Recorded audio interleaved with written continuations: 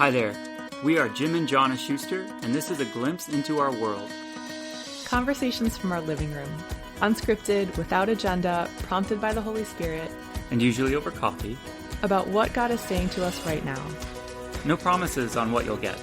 Rev bombs, rants, breakthroughs, victories. It's all fair game. But we hope it's a place of encountering the depths of the Lord together. So come explore with us here on the Catholic Revival Ministries podcast. Well, hey, we're back. It's been a few weeks. We've had some really nice victories over here on the personal side of things, getting our home life in order a little bit. For any of our friends who've been following along the drama of our broken air conditioner, our air conditioner has not worked since we moved in September, in spite of 96-degree weather. And finally, last week, it got fixed for good. Amen. So our home starts to feel like a home now because we can be inside of it. We can decorate and not wonder, are we going to have to move because this thing won't get fixed?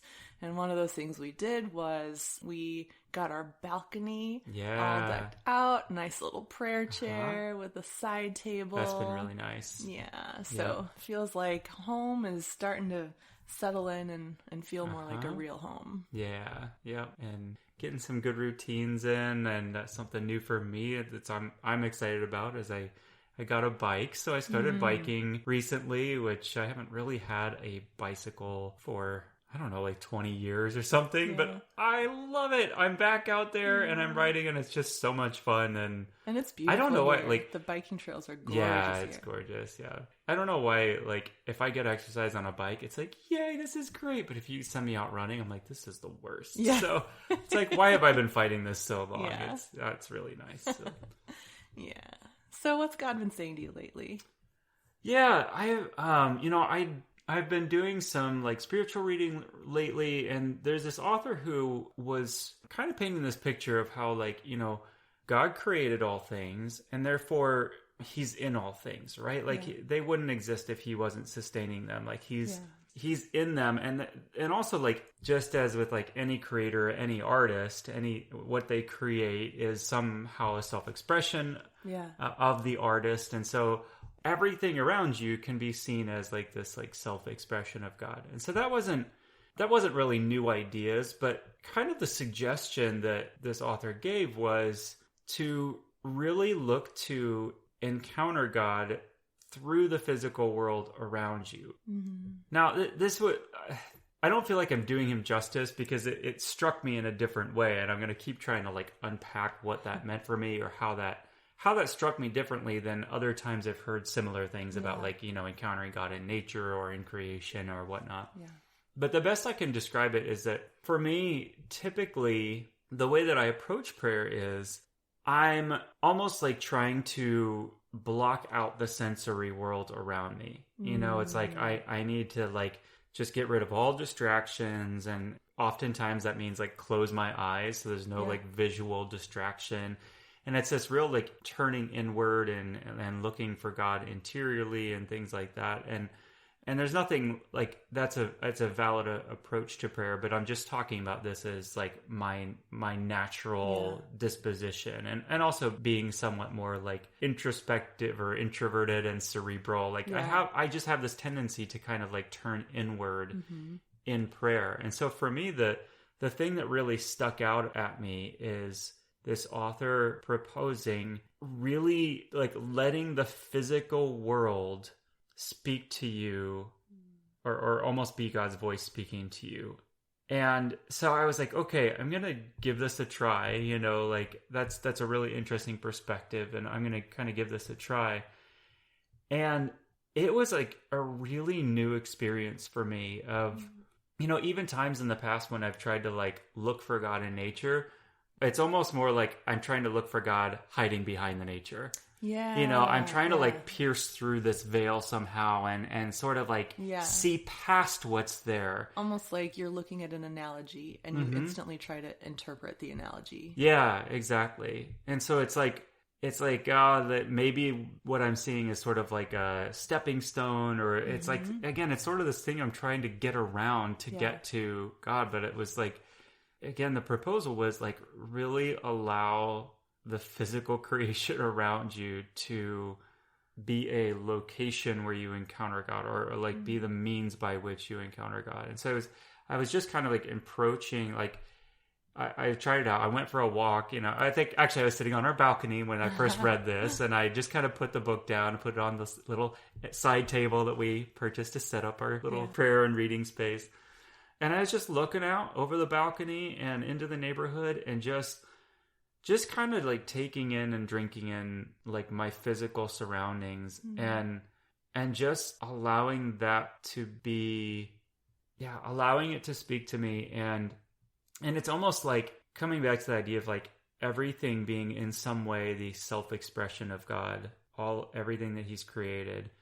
And therefore, like when I look at a tree and really like take in the tree, it's like it's communicating to me the treeness of God, because like the tree had to be in God before it came into existence in the physical and the material world. So treeness is in God somehow, and like just by appreciating and taking in the treeness of the tree, it's also by extension an encounter with God, and some piece of what God is like.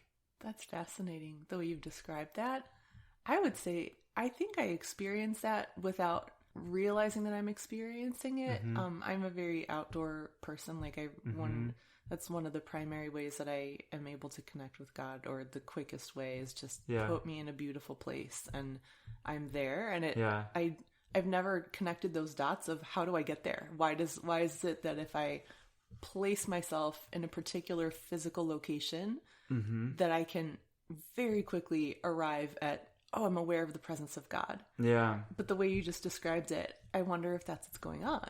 Yeah, and it's interesting, as I've been having this experience, it's sort of like, is this what people mean when they say ... like, because I know people like you, and I know, others who this comes more naturally to them. And I think there have been times when I've said, I want to try to do what they're doing. But like, for some reason, I never found my way there until this experience. And it was just something about that simple statement of like, again, to kind of put it in my words, like, stop looking for God behind the physical things. Just let the physical things express to you in their own way who God is. And like, you don't have to like go any further than that. You can just drink that in and take that in. Yeah. Isn't that a psalm? The heavens declare the glory of God, all creation sings, like everything is proclaiming him. Yeah. So this, and I guess another thing that this experience is doing for me is just helping me like kind of enter like a contemplative mode in my everyday life. Because it's so accessible. Again, like previously, what would it require for me to enter a contemplative mode? Get in a quiet place, shut everything out, turn off my notifications, block everything, right? And frankly, that's just been harder for me to do lately. It's a lot of work, and there's just not always the luxury of that. Like even, I'm thinking about yesterday when I was sitting out there, and this tow truck came and parked right under the balcony, and like making this noise, and there's exhaust coming, and it's like, well, there goes that. So much can intrude on so that much space. It out. But it's like, no, I can actually enjoy the truckness of God through this what is otherwise perceived as a distraction or an interruption to my prayer. That's so interesting too. I'm trying to fit it into one of the ways that we teach on how to hear God's voice in prayer, and I'm going to borrow a little bit of language from our friend Lindsay Ryman, where you can experience God internally and externally. So you can hear from him internally with your imagination, like the voice that you hear in your imagination. And you can also hear from him externally when the exterior world, the physical world around you catches your attention and it ignites something, it grabs your heart. And same with visual, where you can, in your imagination, see something, an image the Lord gives you, And then externally, the world around you, the physical things around you can speak to you. God can speak to you through those things, grabbing your attention, giving you insight and that sort of thing. And so it's almost like you're experiencing external seeing and external hearing as your current mode of communicating with the Lord or hearing the Lord, which is neat because that's like, that's not your primary language. Your primary language, if we're going to talk about prayer as communication with the Lord, has always been an internal dialogue. But this is more, there's an external component to it, which is neat. It's like you're becoming multilingual. Yeah, exactly. Yeah, it's really cool. Well, it's interesting that you are sharing this because I feel like what the Lord has been saying to me lately is somewhat connected to this, because I've been really reflecting on this dimension of the physicality of the world around us and how God shows up in it. And this goes back to something that sparked in me when we recently attended a musical performance by Amanda Cook in this bar in downtown LA. And Amanda Cook is, for our listeners, she's a Christian musician. She used to lead worship with Bethel Music, and she has since become an independent artist and still does Christian music, but it was a release party for an upcoming album, and she chose to have it in a bar, which was very interesting. It was a very intimate setting and really a profound experience, I found. And she chose to create a sort of Taizé prayer experience for everyone who attended. And this was an answer to my prayer, because personally, I had been searching all throughout Lent to go to a Taizé prayer service. I missed them. Like I used to go to them back in college years, and I just found myself craving them, and I haven't been able to find them. And so, and we even thought we found one, and then you went and showed up, and it just wasn't happening. It wasn't happening. Yeah, it was on the schedule, and I showed up, and no one was there. And for those who are listening, Taizé prayer is basically Christian prayer practice where it's just very simple.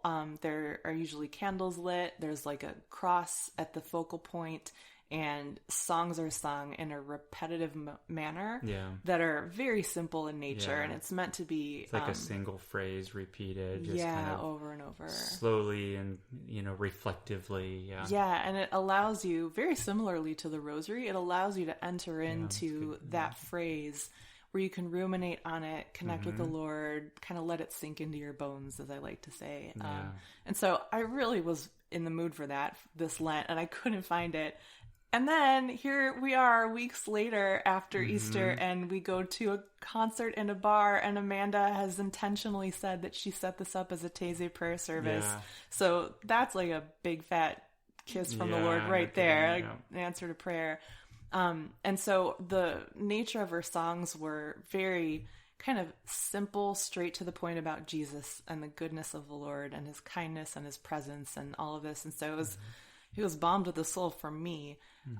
But the thing that really kind of arrested my heart was the fact that we were in this secular, dingy space where it was downtown LA. It was Hollywood Boulevard, the Stars, the Walk of Stars, which is not a great neighborhood. It's run down. It smells terrible. There's graffiti. There's smoking. There's tons of exhaust. It's gross, honestly.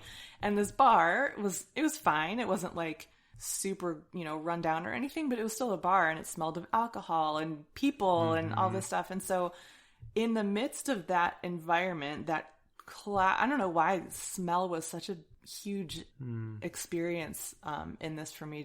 I was so aware of all the smells I was smelling.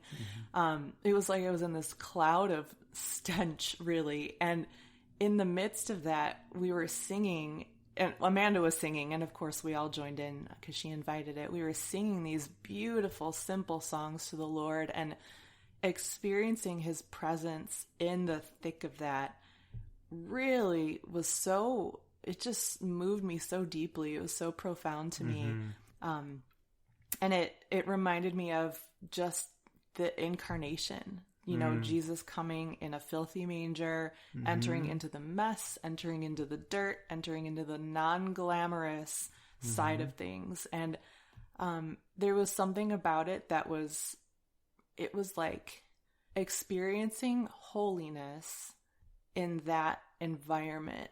The juxtaposition of that was so striking to me, and it's almost like it emphasized the holiness of the Lord all the more because the backdrop of it was the stench. And even our whole drive home, we were driving through the city, and I could still smell the cigarettes and the alcohol in my hair. It was this cloud, and I was like, wow, it's so interesting. Normally when you smell things like incense and those like beautiful smells in churches, it lifts you to the Lord. Like, it takes your senses and it elevates you and it connects you to the Lord. But I found myself in smelling the stenches of downtown city bar lifting me to the Lord.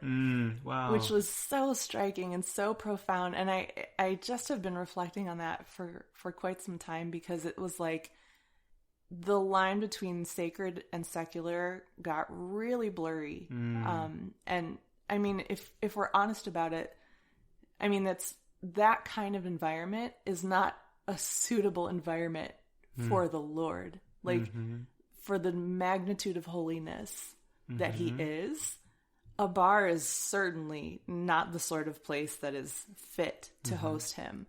But if you think about it, there's nothing on this earth that's suitable to host him. Yeah. This is a fallen earth.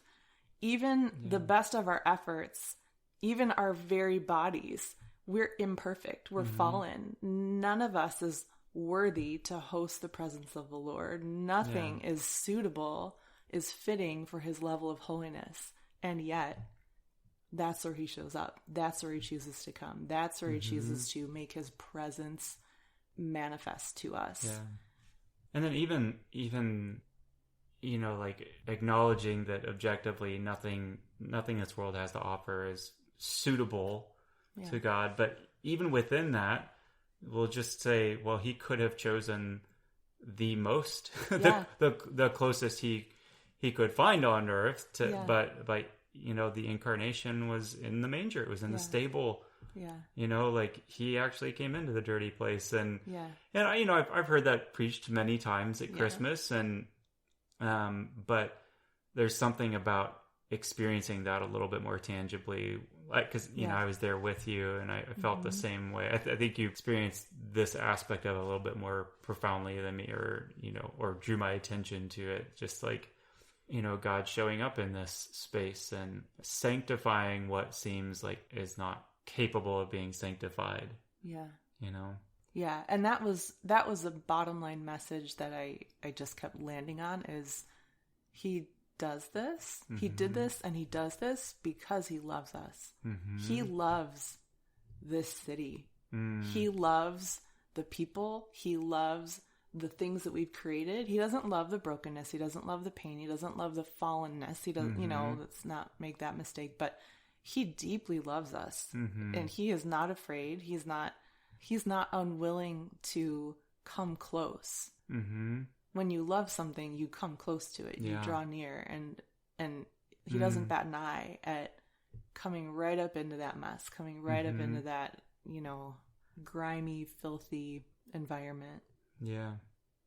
I think another reason that it was so striking to me, this experience was, it jogged my memory of another encounter that I had with the Lord years ago, which I've told you about in the past, but for the sake of our listeners, it was, I'd taken a silent retreat at a monastery in Kentucky, and it was just me and a whole bunch of cloistered sisters, and something that I would do was, after they had all gone to bed, I would go into the chapel, which I would have all to myself, and I would just pray in the dark before the Blessed Sacrament in the tabernacle. And there was one night that I did this, and there was a storm raging outside. It was February, so it was a blizzard, and I could hear the snow and the, sleet pelting the side of the building, and I could hear tree limbs cracking from the weight of snow.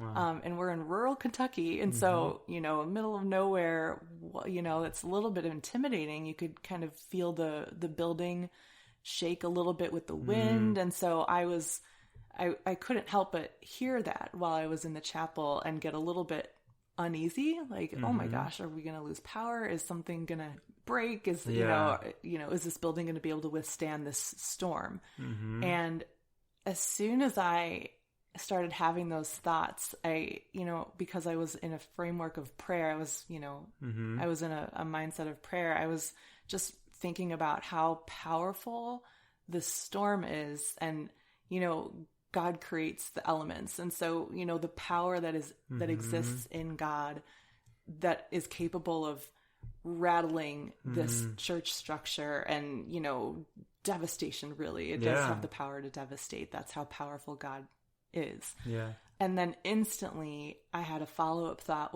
which was, but the same God put this shelter around me to keep me safe from those powerful elements. And so it was like in a split second, I had this encounter with the God who is so powerful that he could destroy things in the blink of an eye, but so kind and so loving that he would shelter me from danger. Yeah. And so that juxtaposition or that dichotomy was so remarkable to me, that God can encompass both of those things, both of those extremes. And I feel like in this most recent experience at the bar with the magnitude of holiness that he carries, that he is, and a willingness to enter into the things that are least holy. Yeah. Just, it's so striking to me. And it's like the capacity that is within God to encompass these extremes. Yeah. That, it boggles the mind. Yeah, that's really interesting how you're talking about like God showing up in not only like in both ways, both of these ways, both in the beautiful and in what we would kind of perceive as the ugly, and that actually like kind of connects with my experience as well of this new like kind of discovery of, finding God in my physical surroundings, because, I told you I started by practicing it. Like I went for a walk, or I was like, on the balcony looking over our neighborhood and seeing the trees. And another time I went for a walk, and we have just like lovely walking paths in our neighborhood with like flowers all over the place. Flowers are blooming right now. It's the season, and it's really like easy when everything's beautiful around you. That's kind of like easy. But there was another time when, in the last few days when I was driving, and I was just in a part of town that wasn't particularly, lovely. It was just a street, with like a brick wall on the side of the street, and just a lot of concrete around and whatever. But I was still just kind of in this mode of looking for God in my physical surroundings. And it was like, even in that space, I was still finding him. It wasn't the most beautiful part of our town. It was nothing particularly appealing on a natural, like visual level or anything, but it was just like, oh, he's here too. Yeah. So it's not like, just like God is so not limited. Yeah. Like he doesn't keep himself limited to these things. Like it's all his creation. He loves it all, and he wants to be present in all of it. Yeah. I love that. He's here too. Yeah. Yeah. We can say that about everything. Like there's another psalm about that, right? Like I could lay my head down in another world and there you are too. Like you're everywhere. I can't get away from you.